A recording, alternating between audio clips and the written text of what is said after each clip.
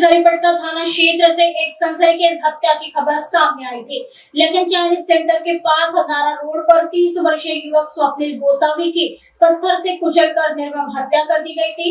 Police से milli जानकारी के अनुसार Jaripatka police ने 30 जून की रात को नारे रोड पर एक युवक की हत्या के मामले में सीसीटीवी फुटेज के आधार पर 2 आरोपियों को गिरफ्तार किया था। गिरफ्तार आरोपियों में रवि बैनर्जी और रुपेश बंजारी युवक शामिल है।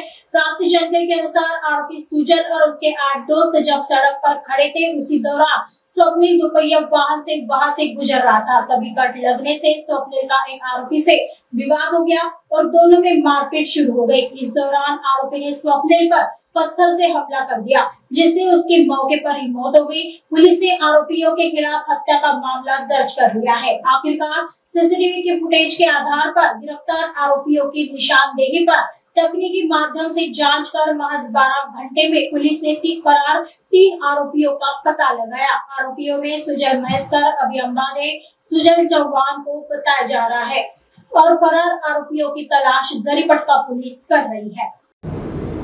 परवा रात्री 11च्या दरम्यान हत्येचा प्रकार घडला होता।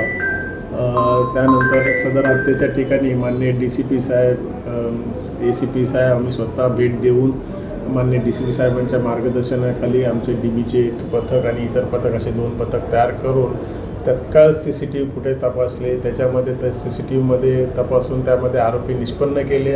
त्यापैकी 3 आरोपी होते, सुजल महेश्वर, सुजल चव्हाण, अभी अंबादे हे 3 रेकॉर्डवरचे आरोपी असल्यामुळे आम्हाला तात्काळ त्याची ओळख पटली। उरलेले 2 आरोपींची फक्त चेहरे समजले होते, मिळाले नव्हते, पण त्या 2 आरोपींपर्यंत देखील आमची टीम अथक प्रयत्न इतर सगळीकडे कसून चौकशी करून 2 आरोपींना आम्ही तात्काळ 8 तासामध्ये ताब्यात घेतलं होतं। त्याच्याकडे मी स्वतः माननीय डीसीपी साहेब येऊन चौकशी करून उरलेले जे 3 आरोपी जे रेकॉर्डवरचे होते त्यांच्याबद्दल माहिती घेतली।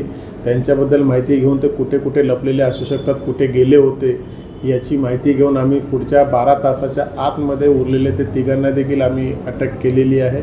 आतापर्यंत आम्ही 12 तासाच्या आत 5 जणांना या गुन्ह्यातील महत्त्वाचे जे आरोपी आहेत त्यांना अटक केलेली आहे। मान्य न्यायालयात आज त्यांना हजर केलेलं आहे। त्याची कस्टडी मिळाल्यानंतर त्यांच्याकडे आर्थिक चौकशी करत आहोत। त्यांच्यासोबत अजून 3 जे आरोपी होते त्यांचे मित्र सदर घटनेच्या वेळेला त्यांचाही शोध घेत आहोत। त्यांचा सहभाग किती आहे ते बघून त्यांनाही अरेस्ट करणार।